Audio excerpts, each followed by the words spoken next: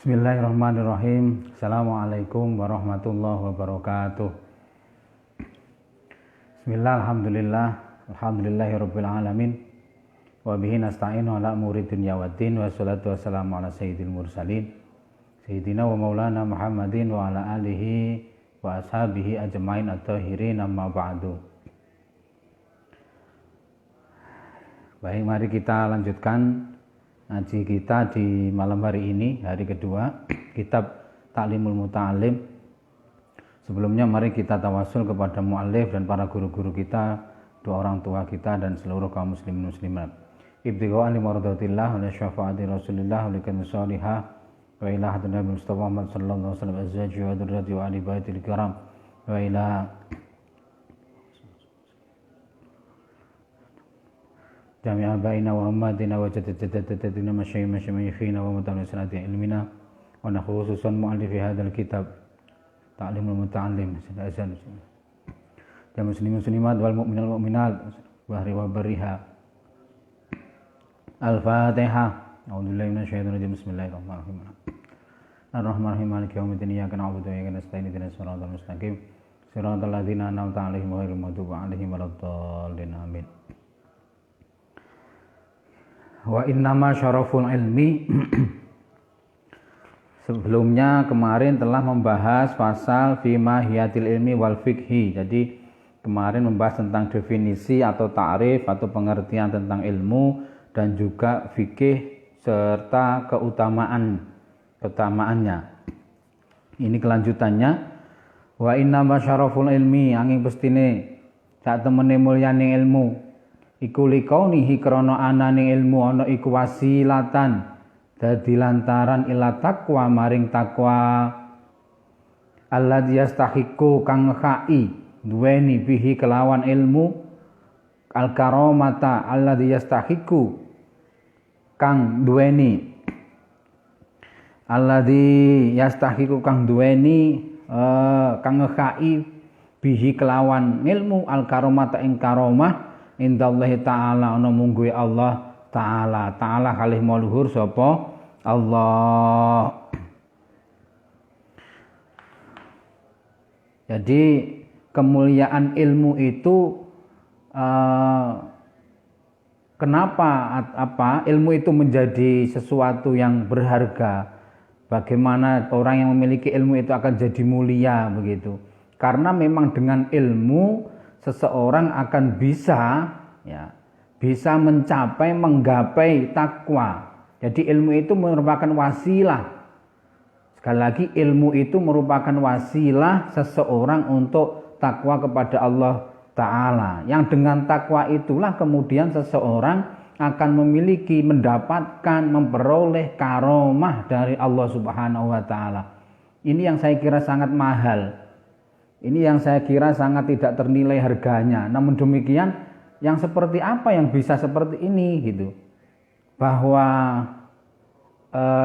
saat ini di dunia saat ini menurut saya banyak orang itu menjadikan ilmu bukan wasilah untuk takwa begitu. Tapi banyaknya mental ataupun cara pandang bahwa ilmu itu adalah wasilah untuk hal-hal yang bersifat pragmatis, hal-hal yang bersifat duniawiyah. Itu bukan sesuatu yang salah menurut saya, bukan sesuatu yang tidak diperbolehkan.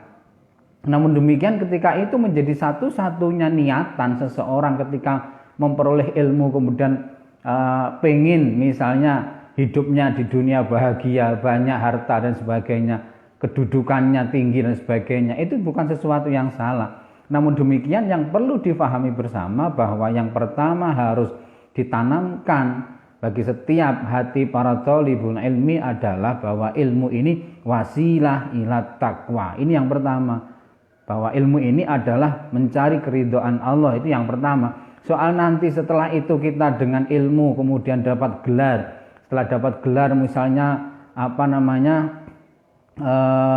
kerjaannya mudah dan sebagainya, hartanya menjadi banyak. Nah, itu fadilah yang diberikan Allah kepada orang yang memiliki ilmu. Karena memang janji Allah, yarfa'illahu alladzina amanu minkum walladzina utul ilma darajat.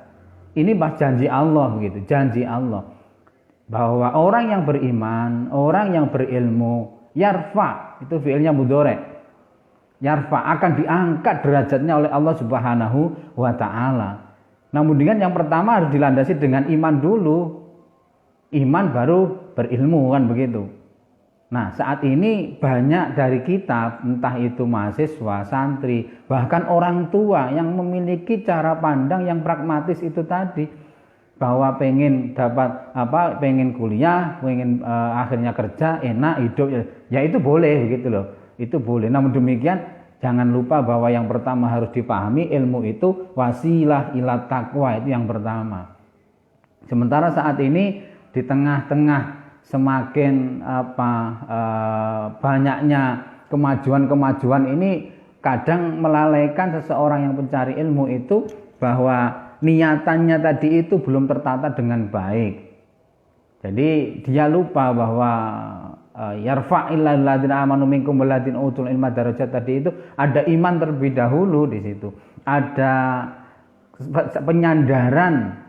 penyandaran bahwa kita berilmu, kita memiliki ilmu itu ya untuk ridho Allah, itu yang pertama. Yang pertama. Soal nanti kita dimudahkan darajat, salah satu pemanaan darajat di situ memang menurut saya pribadi, pengalaman pribadi adalah dimudahkannya rizki, dimudahkannya dari sisi harta benda oleh Allah Subhanahu wa taala. Jadi kalau kita beriman, berilmu, yakin saja pasti akan ditata kehidupan kita oleh Allah Subhanahu wa taala. Itu yakin. Orang yang berilmu pasti akan ditata hidupnya oleh Allah Subhanahu wa taala. Apalagi ilmunya ilmu yang ini wasilah ila taqwa itu tadi. Dengan ilmu menjadikan dia lebih dekat kepada Allah. Dengan ilmu menjadikan dia lebih sering ingat kepada Allah dan sebagainya. Lebih menjalankan apa yang menjadi tuntunan Allah dan sebagainya. Inilah menurut saya bahwa sesuai dalam kitab ini kemuliaan ilmu itu karena ilmu wasilah ila taqwa. Yang dengan takwa Allah akan memberikan karomah. Ini menurut saya yang selama ini diajarkan oleh para ulama, para guru-guru kita begitu. Kenapa beliau punya karomah? Yaitu tadi karena dengan ilmunya menjadikan beliau takwanya, kedekatannya dengan Allah luar biasa, akhirnya mendapatkan karomah dari Allah Subhanahu wa taala. Ini yang tidak dipahami oleh para santri ataupun para pencari ilmu saat ini.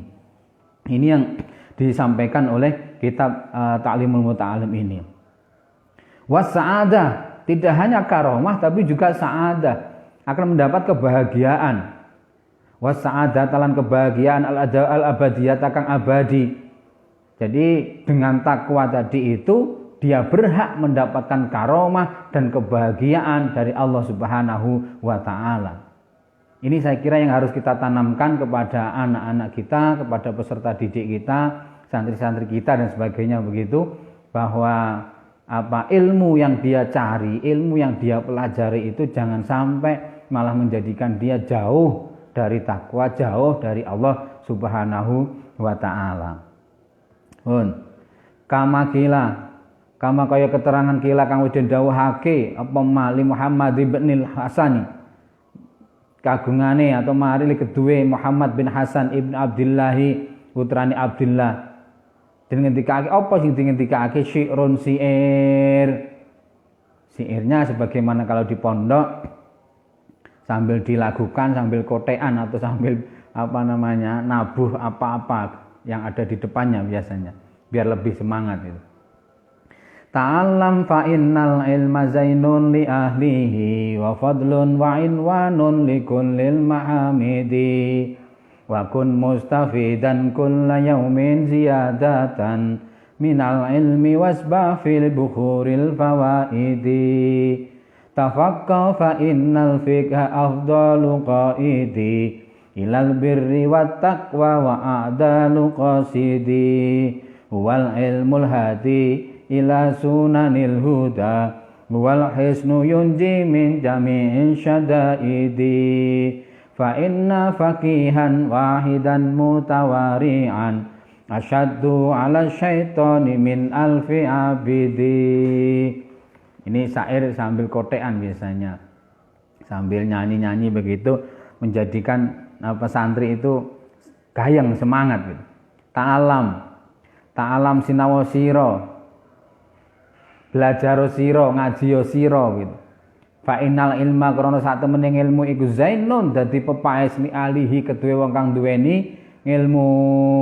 Wa fadlun lan dadi keutamaan wa inmanun lan dadi tandha likulil mahamidi kedue saben-saben perkara kang den puji. Belajarlah, ngajilah gitu kan. Mondoklah kan mungkin begitu juga.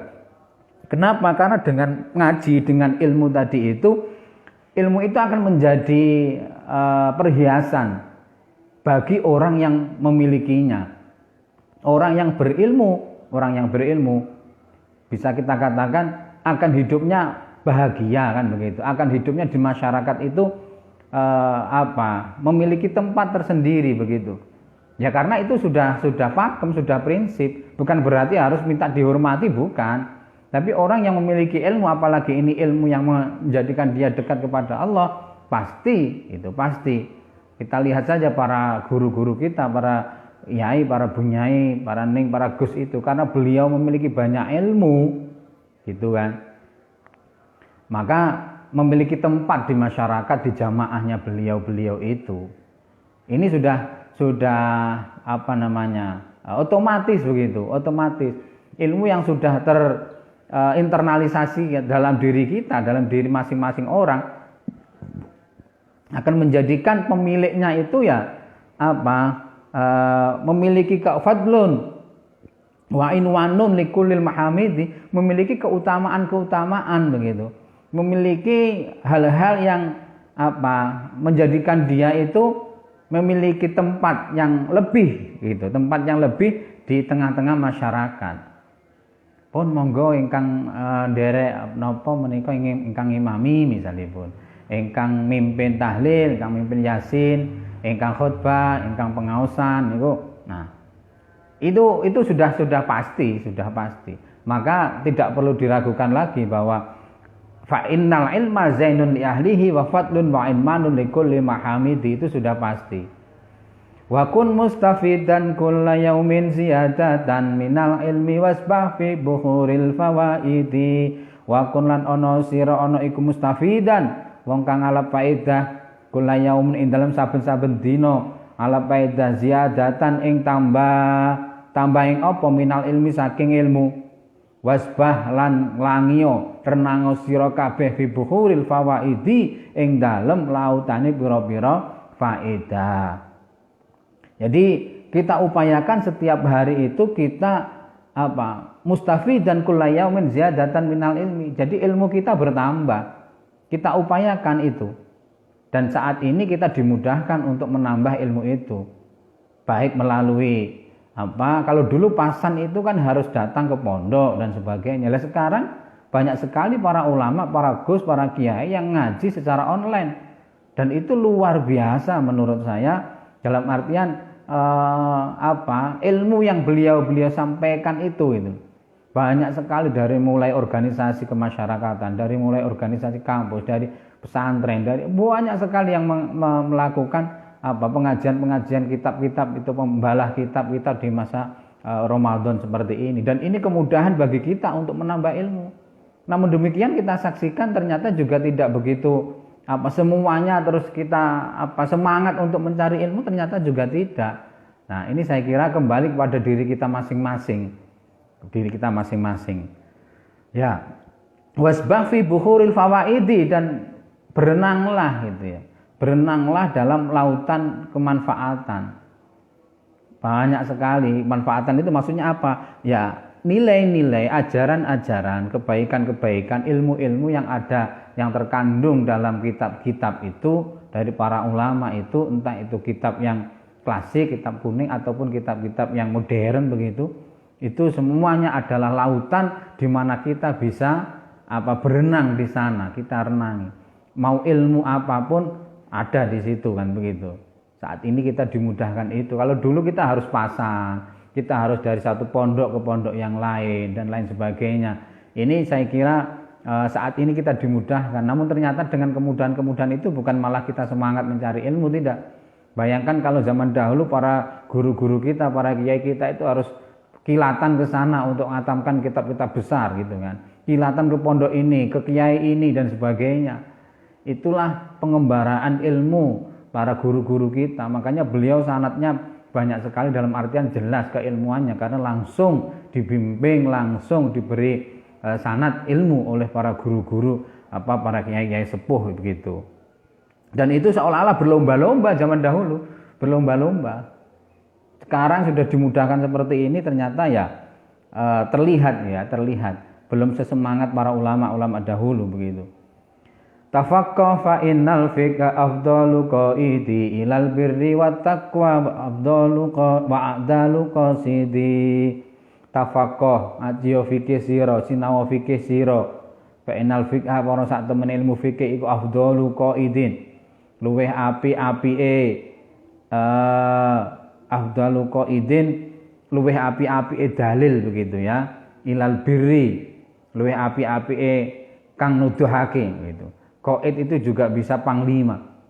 Ilal birri maring kebagusan wa taqwa lan takwa, wa a'dalu qasidi lan luweh adil-adile, luweh jejeg-jejeke begitu kan. Qasid sesuatu yang dituju. Jadi mari kita belajar ilmu fikih, Kenapa kok di sini ilmu fikih? Karena ilmu fikih ini afdhalu qaidi ilal birri wat taqwa. Kemarin sudah kita pelajari di pertemuan pertama kemarin, afdhalul ilmi ilmul hal. Afdhalul amali hifdzul hal, kan begitu kemarin. Sebaik-baik ilmu adalah ilmul hal.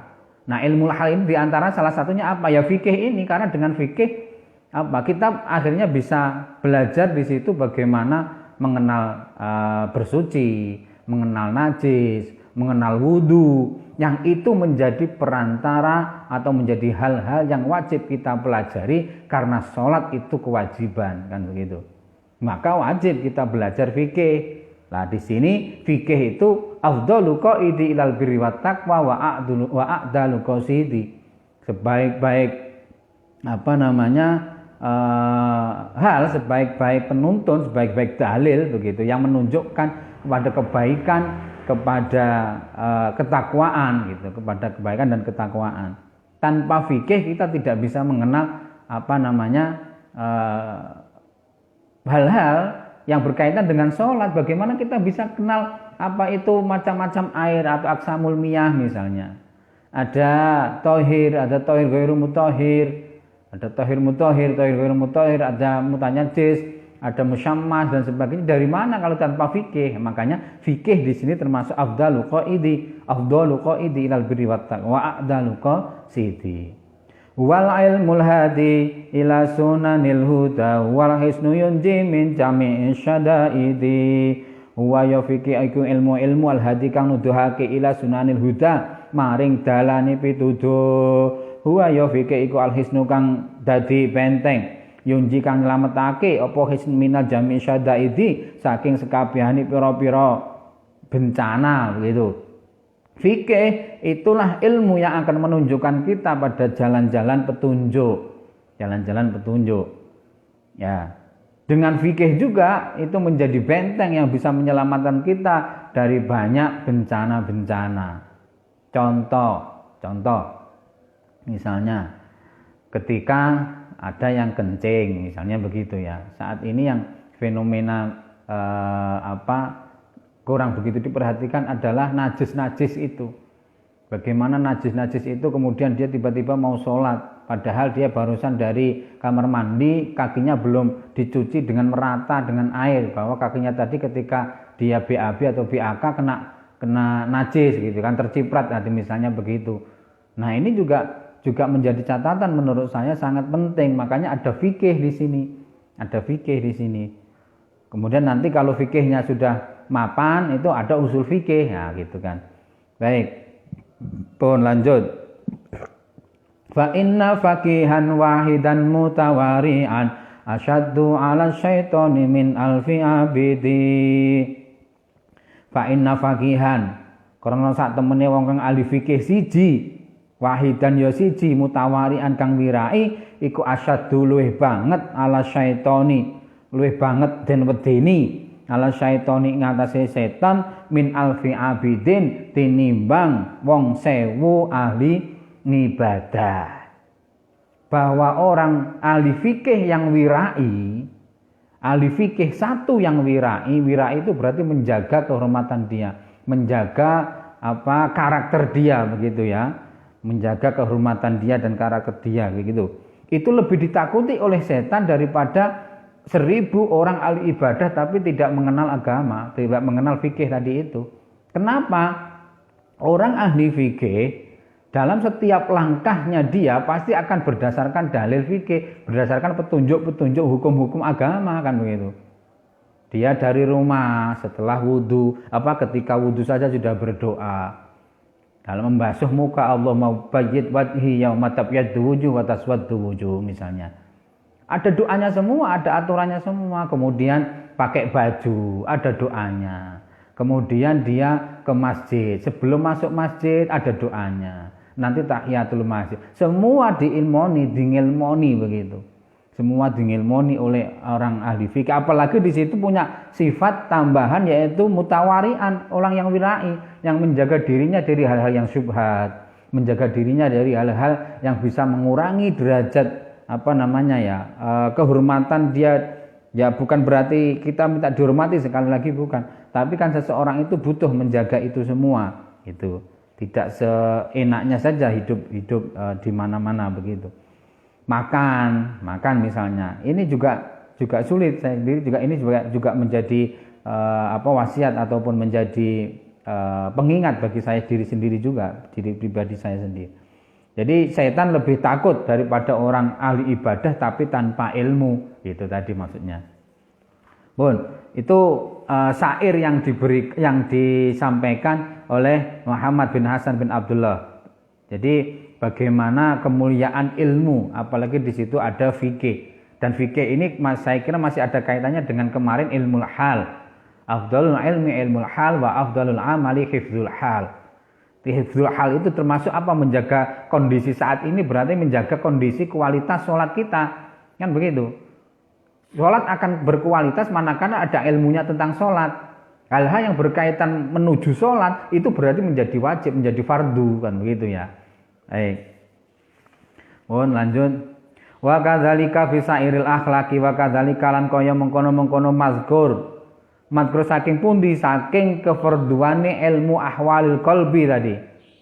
Ahwalil qalbi iku fi sairil akhlaqi ing dalem sekerine utawa sakabehane pira-pira akhlak, nahwil judi umpamane luman, wal bukhli lan bakhil, wal jubni lan jere, wal jur'ati lan kendel, wa takabburi lan sombong, wa tawaddu'i lan tawaddu, wal iffati lan jaga diri, iffah kehormatan, wal israfi lan berlebih-lebihan, wa taktiri lan terlalu irit, wa ghairi halan sakliyane mengkono-mengkono mazkur min sairil akhlak. Jadi kalau kemarin difardukan kita memahami ilmu tentang ahwalul qalbi, tentang kondisi hati gitu, ilmu hati, maka di sini juga menjadi fardu kita memahami ilmu-ilmu akhlak. Contohnya apa? Ya itu tadi, kita punya sifat dermawan, kita punya manusia itu juga ada potensi bakhil, ada ketakutan, ada keberanian, ada takabur, ada tawadhu, ada iffah, ada israf dan sebagainya. Ini kita pahami bersama. Kenapa? Karena sekali lagi bahwa manusia itu memiliki diberi oleh Allah modal yang berbeda dengan malaikat. Kalau malaikat bisa kita katakan semua ya sujud semua, istilahnya semua sami'na wa ata'na kepada Allah kan begitu. Karena tidak memiliki ibaratnya sifat-sifat seperti manusia. Sementara manusia ini bisa memiliki dua potensi yang ke kanan menuju malaikat, ada juga manusia yang sujud terus begitu. Potensi yang kedua menuju setan ataupun jin. Nah ini yang dimiliki, kelebihan dimiliki manusia. Maka menjadi fardu, menjadi sebuah kefarduan, kewajiban bagi kita untuk memahami ilmu-ilmu tentang akhlak ini.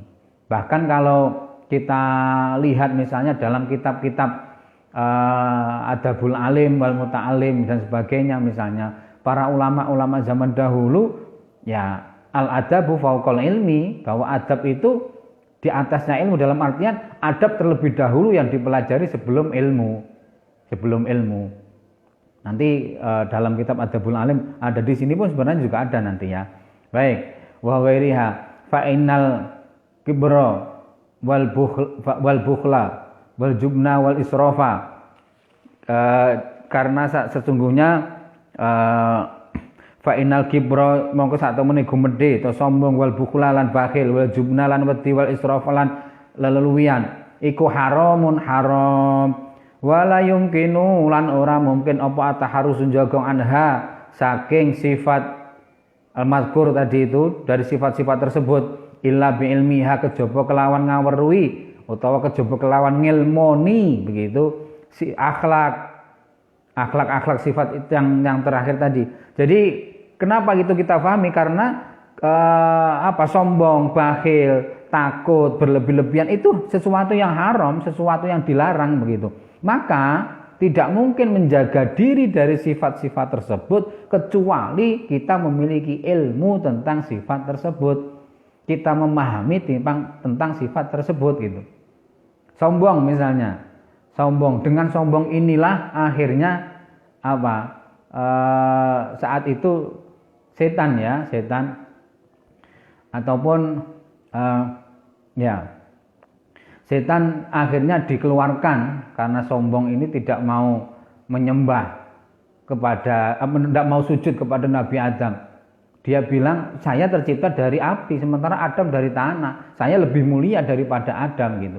Namun diperintah oleh Allah untuk sujud kepada Nabi Adam, tidak mau, karena dia sudah merasa punya sifat sombong tadi itu, merasa lebih mulia. Ini bahaya, sombong ini bahaya gitu. Bahkan dalam kitab tasawuf, sombong ini adalah syirik khafi, bahkan juga syirik yang tidak terlihat. Ini sombong, ini bahaya. Fir'aun misalnya itu juga seperti itu, Maka mau tidak mau kita harus memahami bagaimana ilmu tentang sombong ini gitu. Ini kira-kira sudah termasuk sombong belum ya? Kalau sudah seperti ini kira-kira apa yang harus dilakukan ya? Nah, ini akhlak-akhlak seperti ini menjadi fardu juga untuk kita pelajari gitu. Karena tidak mungkin kita memahami itu tanpa kita pelajari bagaimana caranya. Wa ilmima lan ilmune perkara yudodiha kang suwali sifat tadi itu, fa iftaratu mongko den fardu aking ala kul insanin ing atas saben-saben menungso apa ilmuha ngaweruhi sifat atau akhlak. Waqad sonnafa lan teman-teman wus qad masuk fi'il madhi takkid. Beda dengan qad masuk fi'il mudhari nanti. Maka kalau di pesantren waqad sonnafa lan teman-teman wus ngarang sapa as-sayyid Said al-imam kang dadi imam al-ajalu kang agung, asy-syahidu kang syahid. Sinten Nasiruddin iki menika Imam Nasiruddin Abdul Qasim kang Nasiruddin Abdul Qasim, judul Abdul Qasim. Ngarang ing napa? Kitaban ing kitab fil akhlaqi ing dalem akhlak. Wa nikma lan sak api-apike kitab sunnifa kang den karang apa kitab fayajibu mongko wajib ala kulli muslimin ing atase saben-saben wong Islam apa hifdzuha jaga ing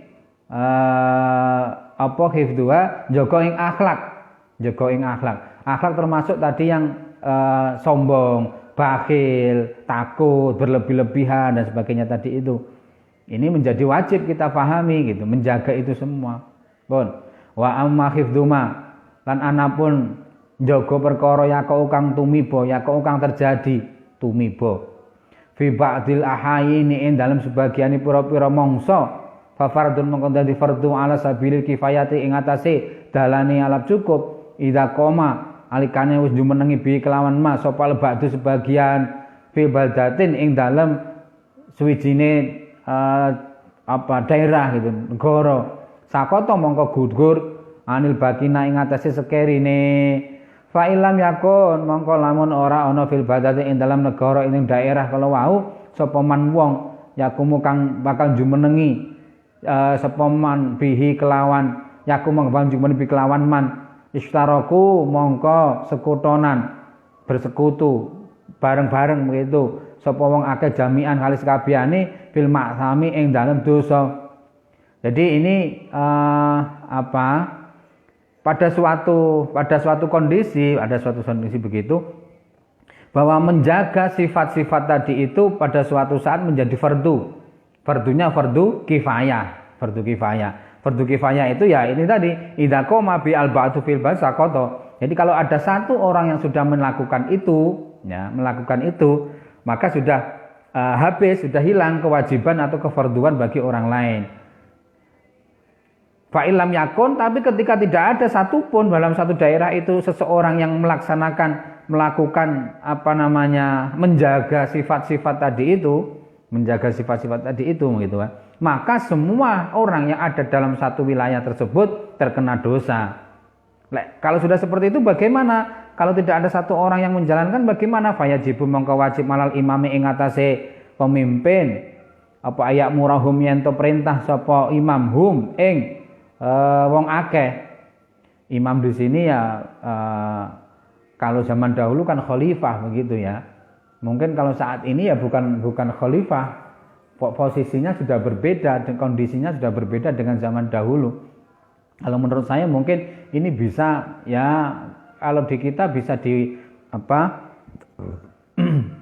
bisa dialihkan atau beralih tugas fungsinya itu pada ahli agama begitu. Ada ahli agama. Maka jika tidak ada satu orang pun yang melaksanakannya, fayajibu 'alal imam, maka wajib bagi imam, bagi khalifah, bagi pemimpin untuk memerintahkan mereka. Memerintahkan apa? Ya melaksanakan tadi itu. Al-qiyam, melaksanakan menjaga sifat-sifat tadi itu. Akhlak tadi itu, belajar akhlak. Pun wa yujbaru wa ayyujbaro annya ma'atof ayak murahum wa ayyujbaro lang yen to meksa sapa imam ahlal baldati ing rakyat ya ing jamaah gitu ala zalika ing atase mengkono-mengkono mazkur min qiyam. Jadi bahkan sampai boleh memaksa di sini ya, diperbolehkan memaksa. Jadi kalau tidak ada satupun orang yang mempelajari tentang akhlak-akhlak tadi itu, tidak tahu, tidak ada yang menjalankannya untuk ngajari akhlak itu, maka bisa dipaksa oleh khalifah, oleh imam untuk melaksanakannya. Pun fakila mengko den ngendikaake bi anal ilma karena sak temening ilmu, bi anna alimama karena sak temening ilmu ni perkara ngawuri perkara ya kok tumbi apa ma'ala nafsi ing atase awak dhewe ne wong bijamil ahwali ing dalam sekabehane pira-pira tingkah bimanzilati ta'ami kelawan panggonane panganan la buddha mongko ora kena ora. La buddha ora kena ora berarti harus kan gitu ya. Ora kena ora berarti harus. Likuli wahidin kedue saben-saben wong siji min zalika saking mengkono-kono mazkur saking min zalika saking mengkono-kono mazkur ta'am wa ilmama wa alimama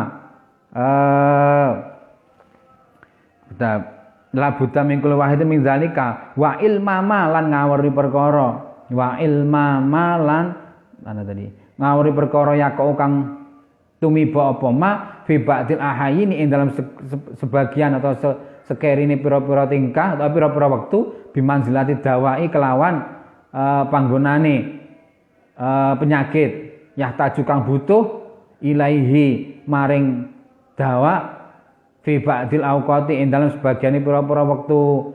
Jadi kalau di suatu kondisi misalnya di situ berkaitan dengan makanan, maka wajib bagi setiap orang untuk memahami tentang ilmu tentang makanan ini tadi gitu. Di satu waktu lagi misalnya berkaitan dengan penyakit, maka menjadi wajib untuk memahami hal-hal yang berkaitan dengan penyakit. Nah, ini saya kira masih ada kaitannya dengan ilmu hal kemarin ya, ilmu hal kemarin. Karena memang ilmu hal itu kan ilmu yang yang berkaitan dengan kondisi yang sangat dibutuhkan kita saat ini, bukan untuk yang nanti, Pun wa ilman nujumi wawunya Wa ilman nujumi, lan ilmu nujum, ilmu perbintangan begitu. Wa ilman nujumi lan ilmu nujum bimanzilatil maradi, kelawan panggonane lara. Fata allumuhu mongko utawi nyenaoni ing nujum iku haramun haram li ana krana sak temene nujum iku yadurru bahayane apa nujum wala yang faulan ora manfaati apa nujum wal harabulan lumayu min qadaillahi taala saking qadae saking kepastiane atau keputusane Gusti Allah wa qudrahi wa min qadaillah wa qadrihi wa qadarihi lan qadari Allah iku ghairu mungkinin ora mungkin. Ya ini sebagai ikhtiyat, sebagai kehati-hatian dari para ulama begitu ya, bahwa ilmu nujum itu menjadi haram karena itu ada bahayanya. Ada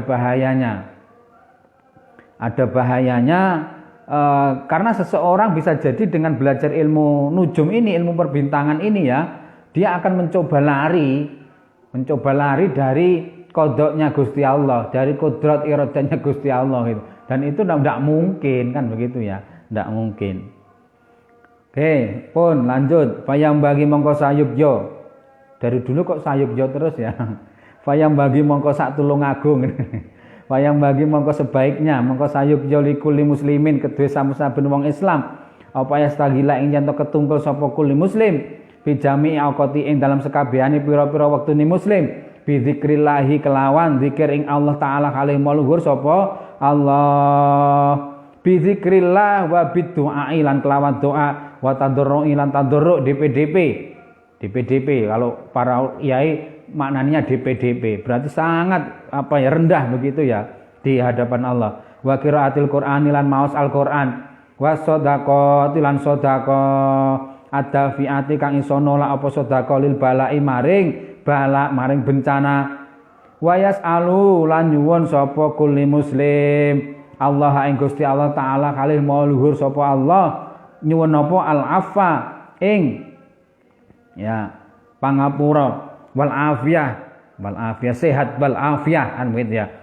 kalau sehat itu fisik gitu wal afiyah itu tapi lebih pada sisi batiniah mungkin begitu ya fit dunya ing dalam dunya wal akhirat lan ing dalam akhirat liyasunahu supaya njaga hu ing kulli muslim sapa Allah taala halimur sapa Allah anil balai saking bencana wal afati lan pira-pira pancabaya ya pancabaya. Jadi jangan kita disibukkan oleh ilmu nujum tadi itu. Orang kalau sudah belajar ilmu perbintangan, orang yang sudah belajar seolah kayak ramalan begitu ya, meramal itu biasanya terlena di sana. Biasanya terlena. Kenapa? Karena itu ilmu yang sangat luas ya, hal-hal yang berkaitan dengan hal yang tidak bisa terindra begitu saja itu biasanya seringkali banyak godaan-godaan begitu. Maka di sini diharamkan. Nah, untuk mengganti ilmu nujum tadi itu maka sebaiknya begitu setiap muslim itu disibukkan dirinya dalam setiap waktunya itu untuk zikir kepada Allah, untuk berdoa, untuk tadarru DPDP itu ya merasa hina dalam artian rendah banget di hadapan Allah gitu ya. Begini, mumpung teringat kalau kita waktu sholat misalnya atau ketika kita membaca tasbih misalnya ya, bahwa tasbih itu kan mensucikan Allah. Itu kalau kita perdalam lagi. Setiap kali kita membaca tasbih maka seharusnya kita bisa mendalaminya, memaknainya begitu ya, memaknainya dalam diri kita bahwa Allah itu suci kan ya. Sucinya apa? Bukratan wa asilan kan begitu. Sucinya itu waktu pagi maupun waktu sore dan sebagainya tetap suci. Coba bayangkan kita bisa jadi malam kita tahajud begitu. Coba besok pagi ya kita sering rasani, kita sering hasud, kita sering berkata kotor. Nah, kita sudah kotor lagi di situ, tidak bisa suci lagi. Beda dengan Allah, bukrotan wa asilan gitu. Jadi kalau kita setiap hari membaca tasbih itu seharusnya kita mencoba meresapi itu semua, kemudian kita coba terapkan pada diri kita. Kira-kira kotoran apa yang hari ini sudah kita lakukan begitu. Dengan seperti itu kita akan tahu bahwa ya Allah betapa sucinya Engkau, bahwa Engkau itu tidak pernah kotor, tidak pernah melakukan apapun kekotoran dan sebagainya, kan maha suci Allah kan begitu ya. Sementara kalau manusia seperti kita, maka di sini dibutuhkan tadarruk tadi itu. Tadarruk. Wa qiraatul Quran. Jangan lupa kita juga membaca Al-Quran. Sedekah. Ini juga menjadi penting. Ajaran para ulama sedekah itu daf'il bala, itu kan sudah jelas. Kalau sedekah itu bisa menjauhkan kita dari bala, dari berbagai macam bahaya-bahaya. Ya, itu kalau dinalar ya sulit gitu ya. Kalau mau di matematikanya manusia ya sulit, orang mengeluarkan kok malah dijaga kan, dalam artian seolah-olah orang itu kalau memberi itu kan berarti berkurang. Sementara kalau hitungan Allah matematikanya tidak. Dengan kita memberi, semakin banyak kita memberi, maka semakin banyak yang kita dapatkan. Dan disitulah penjagaan Allah kita dengan kita memberi kepada orang lain gitu. Apalagi yang kita beri misalnya yatim piatu, pesantren, lembaga-lembaga seperti itu, masjid dan sebagainya, jamaah orang-orang yang sudah janda dan sebagainya, sudah tua renta dan sebagainya. Di situ kelihatannya sepele, kelihatannya tidak ada timbal baliknya gitu ya, seolah-olah tidak ada efeknya begitu katakanlah. Namun ternyata di situ bahwa dengan kita memberi, semakin banyak kita memberi, maka disitulah semakin banyak Allah akan menjaga kita. Dan itulah matematikanya Allah begitu gitu. Matematikanya Allah. Jadi tidak bisa kita hitung dengan kalkulator kita. Was'alullah ta'ala al-afwa wal afiyah. Dan kita selalu meminta mohon ampun dan juga kesehatan batiniah begitu ya, kesehatan batiniah. Makanya Allahumma innaka afuwwun karim tuhibbul afwa fa'fu anni. Itu di bulan Ramadan ini sangat dianjurkan kita perbanyak itu oleh Rasulullah. Ada afun, ada ghafurun. Sama-sama mohon ampun kan begitu. Namun kila kalau dalam pembelajaran dalam bahasa Arab katanya ya, kalau ghafur itu diibaratkan kita menulis di papan tulis, kemudian kita hapus. Nah, ketika kita hapus, ini masih ada. Sementara kalau afun itu kita salah, kemudian kita hapus dan itu dihapus oleh Allah maksudnya begitu ya. Itu hilang sudah. Itu bedanya. Jadi kalau ghafur itu masih ada bekasnya begitu, bisa kejadian begitu. Kalau al-afu itu sudah hilang, kalau sudah dihapus ya hilang gitu. Makanya kita perbanyak Allahumma innaka afuwwun karim tuhibbul afwa fa'fu anni, itu kan di bulan Ramadan itu kita perbanyak itu. Ya, liyasunallahu taala anil bala wal afat. Jadi semoga Allah dengan seperti itu menjaga kita gitu ya dari bala dan afat. Pun fa innaman mengko sak temene wong ruzika kang den paringi rezeki sapa man addu'a ing den trompone doa lam yuhram mongko ora den tutupi, ora den tutup ya ora den aling-alingi al ijabata ing ijabah. Seseorang yang sudah diberi rezeki doanya itu diterima, diberi rezeki oleh Allah bahwa doanya itu diterima gitu kan. Lam yuhram al ijabah gitu. Fa innaman ruziqa ad-du'a lam yuhram al ijabah. Dengan kita minta doa kemudian Allah mengabulkan kita, itu berarti diijabah doa kita kan begitu. Dan itu sangat mungkin. Kalau dalam kitab-kitab yang lain bahwa doa itu semuanya diijabah oleh Allah. Doa itu semua diijabah oleh Allah. Cuman ada bentuknya yang berbeda-beda.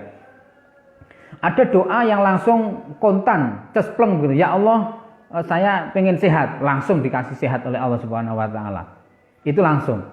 Tapi ada juga doa yang ketika kita memohon kepada Allah, itu masih ditunda waktunya. Ya Allah, kula nyuwun misalnya saya memohon uang hari ini ya Allah misalnya. Nah, ini akan ditunda oleh Allah. Kenapa? Karena Allah tahu bahwa hari ini itu bukan kebutuhan kita. Jadi harus dipahami antara kebutuhan dengan keinginan. Kita itu banyak keinginan, tapi Allah lebih tahu kapan yang kita itu membutuhkan kan begitu. Oh ternyata ditunda 2 minggu ke depan. Oh ternyata saat itu anak kita sedang membutuhkan SPP misalnya. Pembayaran SPP misalnya. Ini yang jarang kita pahami bahwa loh saya sudah berdoa, sudah kayak gini doanya siang malam, sholat duha, sholat tahajud, tapi kok tidak pernah dikabulkan begitu. Jangan lupa bahwa Allah punya memahami, Allah itu maha tahu semuanya kan begitu ya. Tahu apa yang kita butuhkan bukan yang kita inginkan. Keinginan kita itu tidak ada batasnya. Dan Allah lebih tahu itu. Makanya doa itu ada yang langsung diijabah, yang kedua ditunda, yang ketiga jenis doa itu tidak diijabah langsung, tidak ditunda, tapi diganti dengan hal yang lain oleh Allah Subhanahu wa taala. Misal, ya Allah, saya hari ini sedang daftar untuk misalnya ya menjadi pejabat misalnya. Menjadi pejabat. Nah, itu tidak diijabah oleh Allah tapi diganti oleh Allah misalnya, tidak jadi pejabat tapi akhirnya dia lancar dalam sisi rezeki yang lain usahanya misalnya. Itu bisa jadi seperti itu. Yang intinya bahwa semua doa yang kita panjatkan kepada Allah itu diijabah oleh Allah. Ud'uni astajib lakum. Itu sudah pasti. Cuman kadang kita saja yang nafsu kita itu tidak sabaran. Gitu loh. Jadi seseorang yang sudah dibasisi rezeki seperti itu maka tidak akan terhalang diijabah oleh Allah. Fa in kana kalamun ana apa al-bala'u. Apa al-bala itu bala, yaitu tadi bahaya tadi iku muqaddaran dadi den takdirake yusibu ngenani apa bala hu ing man la mahalata ora ana panggonan iku maujud. Kalau memang sudah menjadi takdirnya dia kena bala itu ya pasti akan terjadi begitu. Karena sudah takdir. Apapun yang kita upayakan karena itu sudah menjadi takdir kita, ya kena gitu. Walakin yuyassiruhu. Lan tetapine gampangake hu ing man sapa Allah Taala alaihi ing atase man wa yarzuqahu lan paring rezeki sapa Allah ing man as-sabra ing sabar bi barokati doa kelawan barokahe doa. Tetapi bisa jadi karena kita berdoa akhirnya Allah meringankan dan memberi rezeki kita berupa kesabaran ketika kita kena bala. Itu adalah rezeki yang luar biasa yang diberikan Allah kepada kita. Tuh. Allahumma Allah idza ta'allama. Ya, illa idza ta'allama.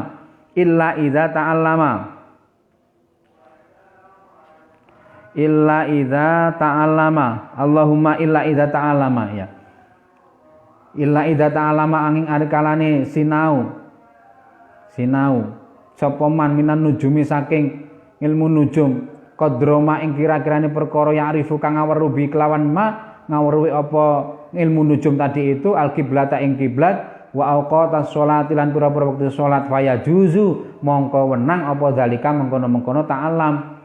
Kalau memang belajar ilmu nujum tadi itu hanya tujuannya adalah untuk mengetahui arah kiblat. Jadi ilmu perbintangan tadi ya, arah kiblat, waktu-waktu sholat, yang ini bermanfaat begitu maka diperbolehkan. Wa amma ta'allumu ilmu tibi lan anapun ninaoni ilmu kedokteran, ilmu ketabiban, faya juzu mongko wenang lahu li ana krana sak temene ilmu tib iku sababun dadi sebab minal asbabi saking pira-pira sebab faya juzu mongko wenang apa ta'allumuhu nyinaoni ilmu tib kasairil asbabi kaya sekerine pira-pira sebab fakota dawa mongko teman-teman wis berobat sapa annabiyu Kanjeng Nabi Muhammad sallallahu alaihi wasallam. Salam muga-muga paring rahmat adim sapa Allah Gusti Allah taala alim sapa Allah alaihi ing atas Kanjeng Nabi wasallam lan muga-muga paring rahmat salam sapa Allah ing Kanjeng Nabi.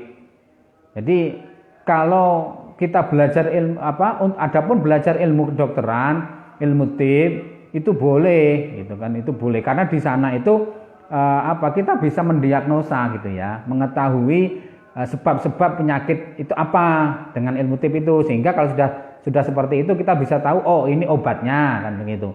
Dan itu juga terjadi pada diri Rasulullah Shallallahu alaihi wasallam. Waqat hukiyalan teman-teman wis den riwayatake Anis Syafi'i saking Imam Syafi'i rahimah muga-muga melasihi Imam Syafi'i sapa Allah Gusti Allah taala halimul sapa Allah anahu saat temene Imam Syafi'i iku kala dawuh sapa Imam Syafi'i al ilmu utawi ilmu iku ilmani ana ilmu loro ilmu fikih nomor 1 ilmu fikih lil adhani kedue pira-pira agama wa ilmu tibilan ilmu kedokteran lil abdani kedue awak. Jadi Imam Syafi'i sudah dawuh bahwa ilmu itu ada dua, satu ilmu fikih yang bermanfaat, yang berkaitan bermanfaat untuk agama, yang kedua ilmu tib yang ini berkaitan dengan jiwa berkaitan dengan badan fisik manusia begitu. Wa amalan perkara waro azali kang saliyane wa amalan perkara waro azali kang burine mengkono-kono mazkur. Benar. Wa ma waro azalika ya. Wa ma waro azalika iku bulghatu majlisin. Ya pelengkapi majlis. Jadi ilmu-ilmu yang lain selain keduanya tadi itu ya pelengkap. Ya, pelengkap dalam artian penyempurna dalam kehidupan ini. Wa amma tafsirul ilmi pun benten malih. Wa amma tafsirul ilmi anapun utawi penafsirane ilmu gitu ya. Fa wa mengko utawi ilmu iku sifatun. Jadi sifatnya tajalla kang dadi jelas biha kelawan sifat liman kedue wong komat kang jumeneng apa sifat iya ya sifat bihi kelawan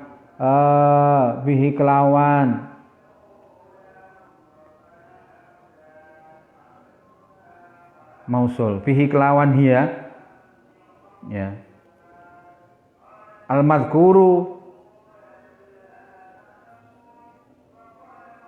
sapa al madhkuru wong kang den sebut. Jadi ilmu itu penafsiran dari sebuah ilmu itu adalah sebuah kondisi di mana dengan ilmu tersebut dengan hal yang difahami itu akan menjadi jelas dalam diri seseorang begitu. Jadi misalkan kita saat ini berkaitan dengan jual beli begitu ya.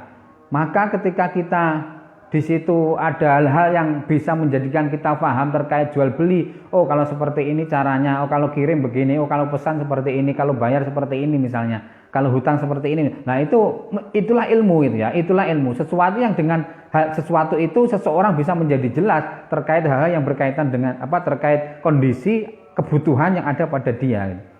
Wal fiqhu lan utawi fikih iku ma'rifatu daqaiqil ilmi, ngaweruhi lembut-lembute ilmu. Fikih itu untuk memahami ya ilmu ini sesuatu yang detail ya, detailnya ilmu itu.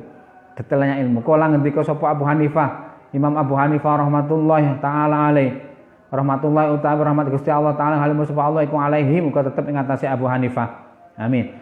Al fiqhu utawi fikih iku ma'rifatun nafsi, ngaweruhi jiwa, ngaweruhi awak-awakan. Kang mayo perkara laha kang manfaati apa ma ing nafas wa malan perkara alaiha kang bahayani apa ma ing nafas. Jadi menurut pandangan Abu Hanifah, fikih itu adalah memahami diri, memahami kondisi jiwa kita, baik itu yang bermanfaat, hal-hal yang bermanfaat untuk kita ataupun hal-hal yang berbahaya untuk kita. Itu dengan fikih. Wa qala lan ngendika sapa Abu Hanifah. Abu Hanifah dawuh lagi mal ilmu ora ana ilmu illa lil amali kejaba kanggo ngamal bi kelawan ilmu. Wal amalu lan utawi ngamal bi kelawan ilmu iku tarkul ajili ninggal donya lil ajali kedue akhirat maring akhirat.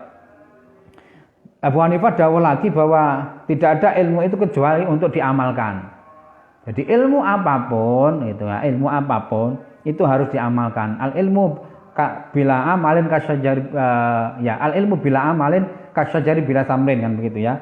Bahwa ilmu tanpa amal, ilmu yang tidak diamalkan itu seperti pohon yang tidak ada buahnya. Ya mungkin masih bermanfaat gitu ya. Tapi kalau tidak ada buahnya kan manfaatnya kurang gitu ya, manfaatnya kurang. Belum sempurna begitu, belum sempurna. Dan wal amal dan mengamalkan ilmu ya, mengamalkan ilmu itu meninggalkan niatan-niatan atau motif-motif duniawiyah untuk ukhrawiyah. Ini yang berat ya, ini yang berat. Sementara kita saat ini kalau punya ilmu itu ya untuk tujuan-tujuan duniawiyah kan begitu ya.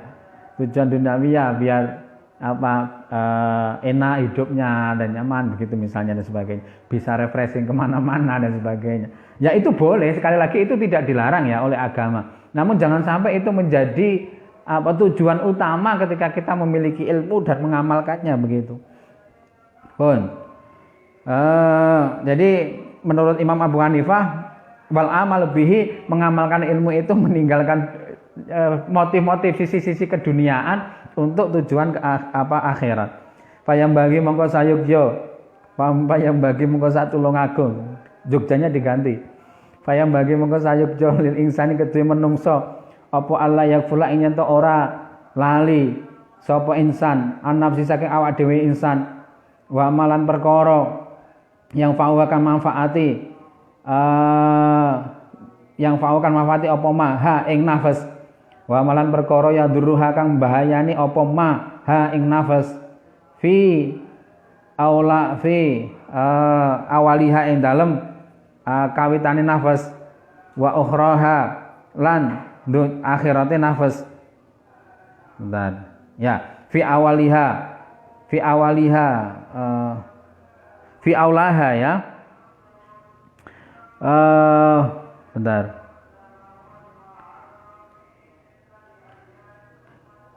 Wa ma yadra fi aulaha, betul. Fi ulaha ing dalam donyane nafas wa ukhraha lan akhirate nafas. Nggih. Jadi sebaiknya setiap manusia itu tidak terlalai dirinya untuk memahami hal-hal yang bermanfaat untuk dia dan hal-hal yang berbahaya untuk dia, baik itu untuk dunia maupun akhiratnya. Nah, namun kalau tadi di awal Imam Abu Hanifah menyatakan bahwa mengamalkan ilmu itu adalah meninggalkan dunia untuk akhirat, ternyata di dawuh selanjutnya antara dunia dan akhirat itu jangan sampai terlupakan.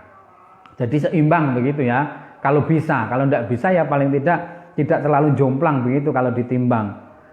Fid dunya hasanah wa fil akhirati hasanah begitu.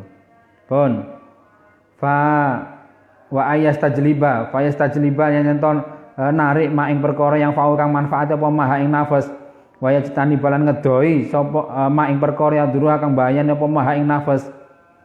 Jadi selain memahami hal yang bermanfaat dan berbahaya, juga bagaimana dia bisa menarik diri dalam artian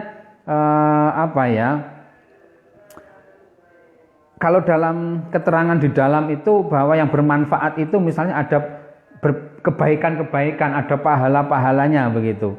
Kalau yang bahaya itu ada dosa-dosanya dan ada kejelekan-kejelekan dalam dibalik atau di dalam hal-hal tersebut begitu. Nah, itu harus kita pahami.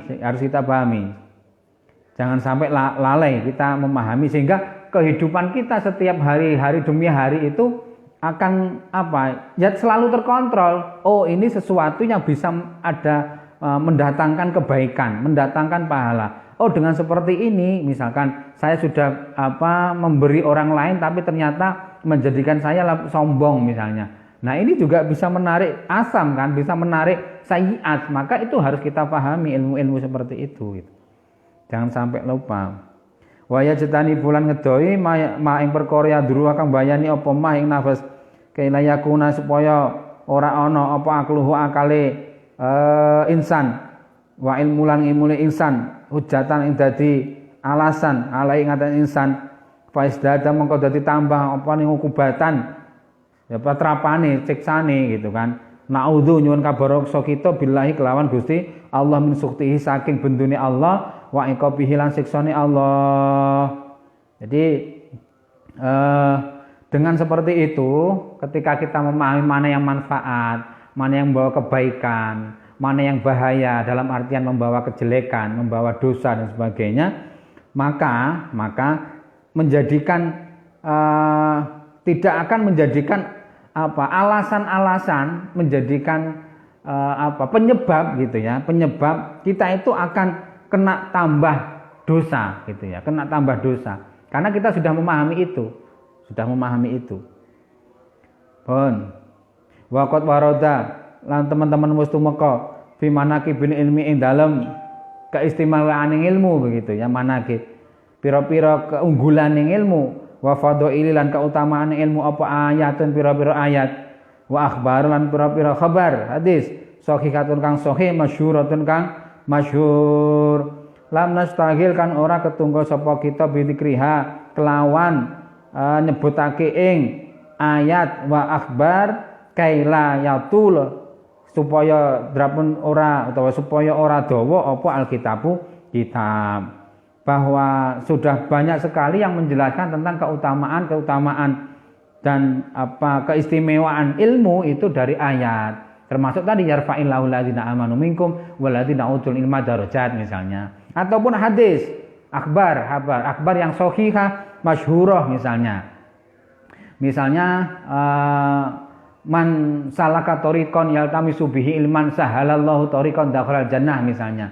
Seseorang yang mengambah jalan dalam artian sedang dalam belajar begitu, yang di situ ada ilmu, dia mendapatkan ilmu walaupun itu hanya salaka tariqan yaltamisu ya. Bahasanya yaltamisu itu kan hanya tidak sampai memegang tapi demek saja ataupun tersenggol ilmu, di situ ada ilmu walaupun sedikit begitu, sahalallahu tariqan dakhalal jannah misalnya. Itu hadis-hadis masyhur sudah seperti itu ya, sudah banyak sekali yang seperti itu. Namun tidak disebutkan dalam kitab ini supaya tujuannya kenapa kok tidak disebutkan ayat dan hadis itu, biar kitab ini tidak terlalu panjang, tidak terlalu banyak begitu. Pun cekap semanten mawon. Kita lajengaken benjing faslun fin niyati fi halit ta'allum. Lah ini pasal tentang niat dalam belajar. Wallahu a'lam bishawab. Kita lanjutkan besok. Kita doa dulu. Rabbi fanfa'na bi barakatihim wa dinal husna bi hurmatihim wa amitna fi tariqatihim wa muafati minal fitani. Rabbi fanfa'na bi barakatihim wa dinal husna bi hurmatihim wa amitna fi tariqatihim wa muafati minal fitani. Rabbi fanfa'na bi barakatihim wa dinal husna bi hurmatihim wa amitna fi tariqatihim wa muafati minal fitani. Wallahu bishawab.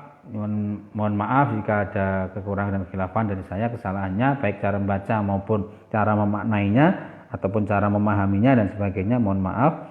Bila taufiq hidayah wa ridha wal inayah, mohon muwaffiq lakum bitariq ihdinas siratal mustaqim. Assalamualaikum warahmatullahi wabarakatuh.